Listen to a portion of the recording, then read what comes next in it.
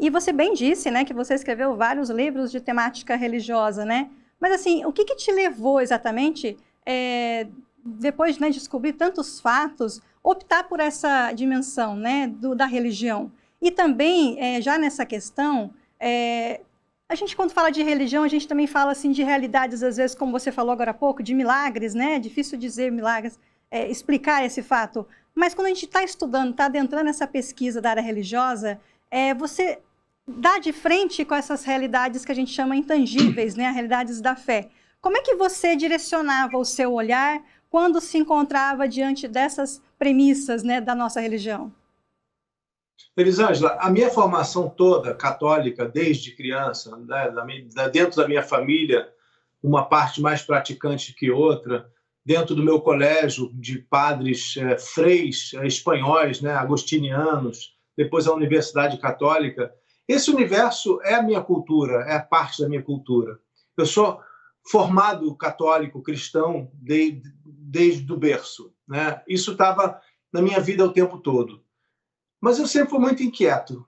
Eu sempre que ouvia os padres me ensinando a religião, às vezes nem eram padres, às vezes eram pessoas laicas, né, que ensinavam a religião, professores, né, que conheciam teologia, teólogos. Eu sempre questionava e queria entender um pouco mais, eu queria ir um pouco mais a fundo. Eu não sabia o que era, em alguma direção que eu não estava indo. Eu queria conhecer também a história humana que tem por trás da religião. A história divina, a história devocional, essa eu já conhecia, eu já tinha experimentado, eu já tinha vivido desde a infância. Mas eu queria conhecer o que era o tempo de Jesus Cristo, por exemplo. Por que Jesus nasceu naquele lugar que os romanos chamavam de Palestina, a histórica Israel, o reino de Israel que tinha se dividido? Por que Jesus veio ali? E por que a fé cristã se espalhou pelo mundo?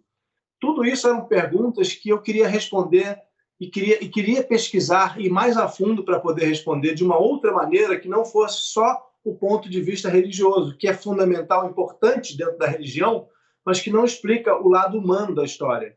Então, eu sempre quis conhecer o lado humano. Eu sou uma pessoa que se interessa muito, né? A gente falou disso agora há pouco, muito interessado em conhecer o outro, entender o outro, e no humano também, né? Então, eu queria entender a religião também como um fenômeno da humanidade. Como é que ela nasceu na nossa vida? Porque nasceu em algum momento, né? As palavras do Novo Testamento foram escritas por seres humanos em algum momento. Por mais que a gente possa entender que haja uma inspiração, né, nesses textos, elas foram escritas por pessoas. Então, onde estavam essas pessoas? Onde estava São Paulo quando escreveu as cartas? O que ele pensava naquele momento? E por que escreveu aos Coríntios? E por que Pedro saiu de Jerusalém e foi para Roma?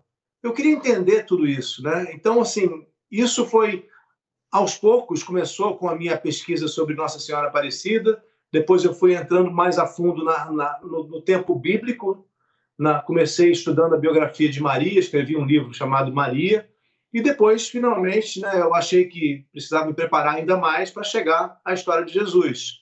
E aí fui ler tudo que eu podia ler, passei anos estudando e continuo estudando, né? Tem livros aqui, vocês estão vendo, mas o tempo todo eu estou procurando novas fontes de leitura sobre Jesus, para entender desse ponto de vista que eu estou falando para vocês, que é o ponto de vista humano, o ponto de vista histórico, o ponto de vista cultural, que é diferente daquele que é apresentado por um religioso.